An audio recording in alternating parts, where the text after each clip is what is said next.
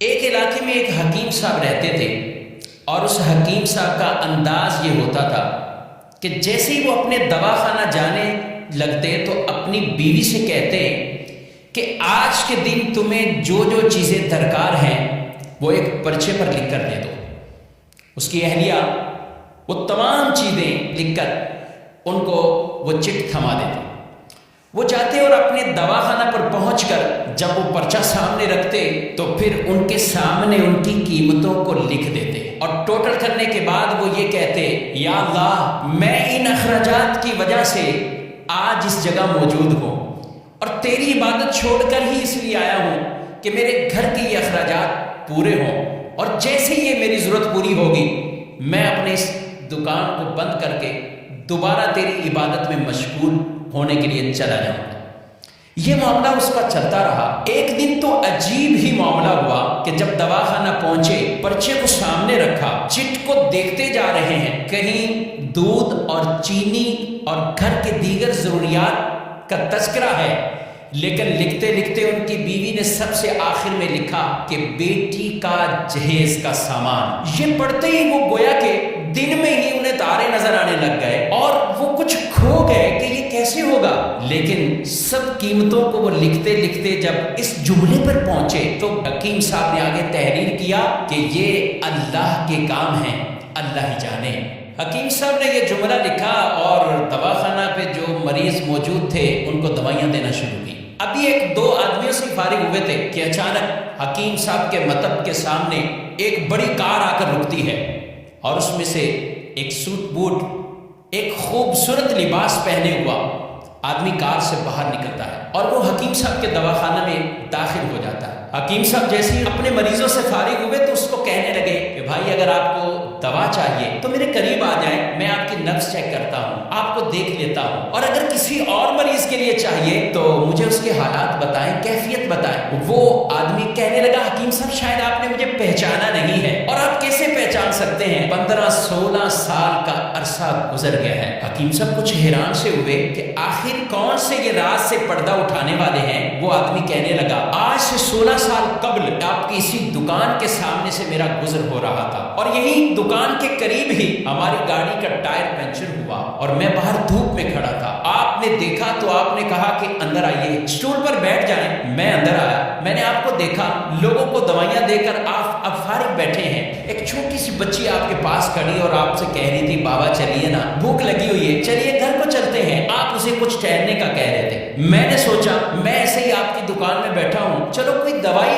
آپ سے کہہ دوں اور اسی بہانے کچھ آپ کو رقم دے دوں۔ میں نے آپ سے کہا کہ حکیم صاحب ہماری شادی کو 6 سال ہو چکے ہیں، ہم 6 سال کے اندر ابھی تک اولاد کی نعمت سے محروم ہیں، بہت سی ادویات کا ہم نے استعمال کیا ہے، لیکن اب کچھ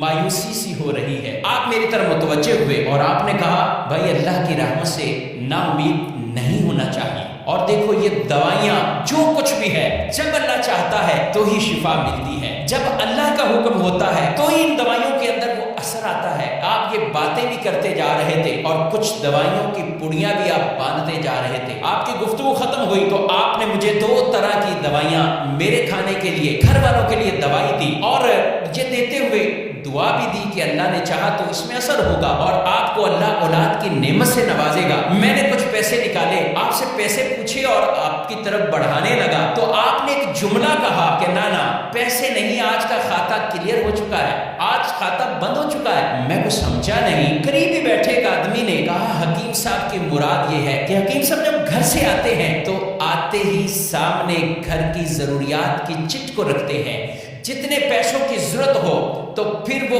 کمانے کی صورت میں اپنی دکان کو بند کرتے ہیں اور گھر کو روانہ ہو جاتے ہیں۔ بڑے نیک سیرت حکیم ہیں اور اللہ کی عبادت میں مشغول ہو جاتے ہیں۔ میں کچھ حیران سا رہ گیا اور دل ہی دل میں شرمندہ ہو رہا تھا کہ میں کیسا انسان ہوں، کہ سوچ رہا تھا کہ شاید یہ میرا بیٹھنا ان پر بوجھ لگ رہا ہے اور یہ کتنے عظیم اور نیک انسان ہیں۔ وہ شخص حکیم صاحب کی باتیں سن کر دل ہی دل میں کہہ رہا ہے کہ میرے شک شبے یقین میں بدل چکے ہیں، اور اس دوائی میں ضرور ہمارے لیے کوئی اثر ہوگا،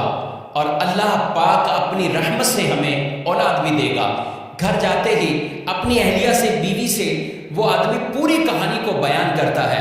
اس کی بیوی نے اسے کہا کہ ضرور وہ اللہ کا کوئی نیک بندہ ہے وہ نیک انسان ہے، اس کی دی ہوئی اس دوائی کے اندر ضرور ہمارے لیے اثر ہوگا، کیوں نہ ہو یقینی کیفیت کے ساتھ ہم اسے استعمال کریں۔ کہاں ہم استعمال کرتے رہے۔ الحمدللہ اس وقت میں 3 بچوں کا والد ہوں اور یہ ہمارے لیے انتہائی خوشی کے لمحات ہیں۔ ہم آپ کو بہت دعاؤں میں یاد رکھتے ہیں اور جب بھی پاکستان آتا ہوں کوشش ہوتی کہ آپ سے ملاقات ہو جائے۔ آپ کے دواخانہ پہ جب بھی آیا ہوں پتہ یہی چلا ہے کہ آپ گھر کو جا چکے ہیں، اور کل ہی کسی نے بتایا حکیم صاحب کو ملنا ہے تو صبح 9 بجے آ جائیے۔ حکیم صاحب آج میں اسی وجہ سے 9 بجے ہی آ گیا ہوں، اور معاملہ یہ ہے کہ میں اور میری پوری فیملی ہم سارے انگلینڈ میں شفٹ ہو چکے ہیں۔ میری ایک بہن اور ان کی ایک بیٹی جو کہ یہیں پاکستان میں رہتے ہیں، اور میں اپنی بانجی کی شادی کے سلسلے میں پاکستان آیا ہوا تھا، اور اسی بانجی کے تمام تر شادی کے اخراجات میں نے اپنے ذمہ راضی خوشی لیے تھے اور میں اسی کی خریداری میں مصروف تھا۔ معاملہ کچھ یوں ہوا ہے کہ میں اپنی بھانجی کے ساتھ لاہور میں کبھی پاکستان کے دوسرے شہروں میں جا رہا تھا، سب جہیز کا سامان سب تیاری ہو چکی ہے، لیکن اسی دوران میری بھانجی کو بہت تیز بخار تھا، اور وہی بخار میری بھانجی کی موت کا سبب بنا ہے۔ میں اور میری بیوی جب آپس میں بیٹھے سامان خرید چکے ہیں، سب کچھ کر لیا ہے، اب اس سامان کا کیا کیا جائے، تو فوراً آپ کی طرف ہمارا خیال گیا کہ جب 16 سال پہلے ہم آپ کے مطب میں آئے تھے تو ایک چھوٹی سی بچی وہ آپ کے پاس کھڑی کہہ رہی تھی بابا جان گھر چلو مجھے بھوک لگی ہے، تو میری بیوی نے مجھ سے کہا کیوں نہ ہو کہ ہم حکیم صاحب کا شکریہ اس انداز سے ادا کر دیں کہ یہ سارا بھانجی کا جو جہیز کا سامان ہے یہ حکیم صاحب کہ گھر پہ پہنچا دے۔ اور وہ ساتھ کہنے لگے کہ آپ نے مجھے اس بات سے منع نہیں کرنا ہے، رد نہیں کرنا، ہم بڑی امیدوں سے آپ کے پاس آئے ہیں، یہ سامان آپ کی بیٹی کے لیے ہم بطور گفٹ لے کر آئے ہیں۔ بس وہ کیا باتیں بتا رہے تھے کہ حکیم صاحب کی آنکھوں سے آنسو جاری ہو گئے، وہ روتے ہوئے، اور انہوں نے وہ چٹ نکالی اور وہ چٹ اور وہ پرچہ اس آدمی کے سامنے رکھا اور کہا بھائی محمد علی یہ دیکھو آج کے ہی دن میری بیوی نے گھر کے سودا سلف اور سامان کے ساتھ آخر میں بیٹی کے جہیز کا سامان بھی لکھا، اور میں نے دیکھو آگے کیا لکھا ہے، یہ اللہ کا کام ہے، اللہ جانے، اللہ بہتر سبب بنانے والا ہے۔ میں نے آگے یہ جملہ لکھ کر یہ معاملہ یہی کلوز کر دیا تھا، مگر میرے رب کی رحمت اور شان کریمی آپ دیکھیے کہ میں یہاں سے اٹھا نہیں ہوں، میرے رب نے اس چیز کا اہتمام کر دیا ہے۔ حکیم صاحب کہنے لگے محمد علی صاحب آپ کی بھانجی کا صدمہ وہ ضرور ہے، مگر میں تو رب کی شان اور رب کی قدرت پر حیران ہوں کہ آج میں گھر واپس خالی ہاتھ نہیں پلٹا۔ یہی کہتے ہیں کہ جس کا اللہ پر بھروسہ وہ مضبوط ہو جائے، توکل اور اعتماد مضبوط ہو جائے، پھر اللہ ان کے لیے اسباب پیدا فرماتا ہے۔ ہمیں بھی چاہیے حلال کمائیں، حلال کے لیے تگ و دو کرتے رہیں۔ رسول مکرم صلی اللہ علیہ وآلہ وسلم فرماتے ہیں کچھ گناہ ایسے ہیں کہ جنہیں نہ نماز ختم کرتی ہے نہ روزہ ختم کرتا ہے، ہاں روزی کی تمنا میں، روزی کی تلاش میں غم زدہ ہونا، یہ غم ان گناہوں کو ختم کر دیتا ہے۔ اور جب آدمی اللہ سے ڈرتے ہوئے رزق کی تلاش میں جاتا ہے، اللہ خود قرآن پاک میں ارشاد فرماتا ہے وَمَن يَتَّقِ اللَّهَ يَجْعَلْ لَهُ مَخْرَجًا وَيَرْزُقْهُ مِنْ حَيْثُ لَا يَحْتَسِبُ، اور جو اللہ سے ڈرے اللہ اس کے لیے راستے پیدا فرماتا ہے اور اسے وہاں سے رزق دیتا ہے جہاں سے اسے گمان بھی نہیں ہوتا۔